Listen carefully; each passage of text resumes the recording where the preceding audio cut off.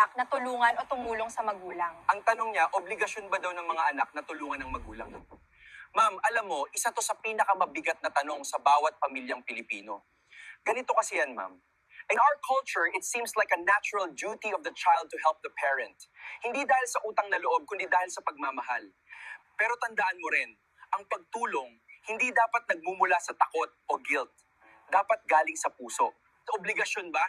Sa batas, hindi. Pero sa puso, karamihan sa atin, oo. Pero ma'am, may hangganan din.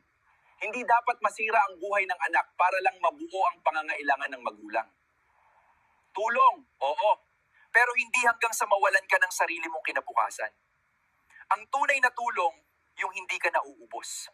At tandaan mo, ang mabuting anak tumutulong. Pero ang mabuting magulang, hindi dapat inaabuso ang kabutihan ng anak.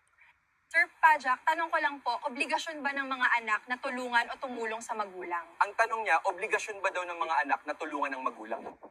Ma'am, alam mo, isa to sa pinakamabigat na tanong sa bawat pamilyang Pilipino. Ganito kasi yan, ma'am. In our culture, it seems like a natural duty of the child to help the parent. Hindi dahil sa utang na loob, kundi dahil sa pagmamahal. Pero tandaan mo rin, ang pagtulong, hindi dapat nagmumula sa takot o guilt. Dapat galing sa puso.